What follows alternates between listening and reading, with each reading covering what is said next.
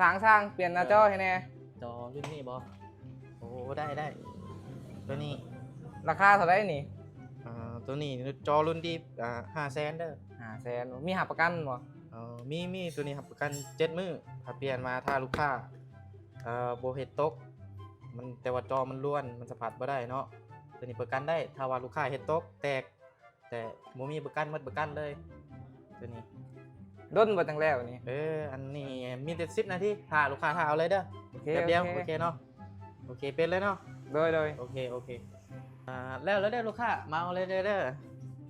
โดยลูกค้าลองมึงเลยเด้อว่าปกติบ่โอเคบ่ราคาเท่าไหร่นี่ฮะตัวนี้500,000เด้อจ้ะ500,000บ่แม่นเฮาแถมฟิล์มกันแตกให้เลยตัวนี้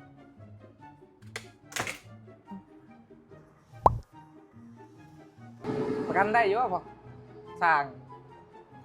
อันนี้บ่ได้เด้อลูกค้าเฮ็ดตกเองเนาะทางห้านเฮาจะบ่รับผิดชอบเนาะนี่จอแตกเลยแต่เฮานี่บ่รับผิดชอบเลยเด้อถ้าว่าลูกค้าบ่เฮ็ดตกบ่เฮ็ดแตกถือว่าประกันได้ตัวนี้ลูกค้าเฮ็ดตกแตกแล้วนี่ประกันบ่ได้เด้อลูกค้าเสียใจนำเด้อตัวนี้ได้เปลี่ยนใหม่อย่างเดียวเดี๋ยวเอาลดราคาโปรโมชั่นให้โอ้เสียเงินอีกแล้วกูนี่เฮ็ดบ่ฮอดใช้กระตกแตกอีกแล้วเอาลูกค้าบ่เปลี่ยนจอใหม่บ่บ่เปลี่ยนบ่ฮอดนาทีแตกอีกแล้วนี่โอเคเนาะนี่แหละลูกค้าถ้าว่าหน้าจอเฮามาเปลี่ยนใหม่เนาะแต่ว่ามันก็มีประกันอยู่แต่ว่าเฮาบ่ถ้าเฮาบ่เฮ็ดตกบ่เฮ็ดอิหยังเนาะ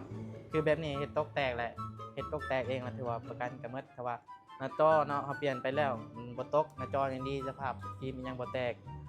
แต่มันสัมผัสบ่ได้หรือมันร่วนแหละก็มันหยุดเฮาสิประกันให้เปลี่ยนตัวใหม่ให้เนาะคือเฮ็ดแบบนี้เฮ็ดตกแตกเองแล้วถือว่าหมดประกันเด้อลูกค้าเด้อขอขอบใจ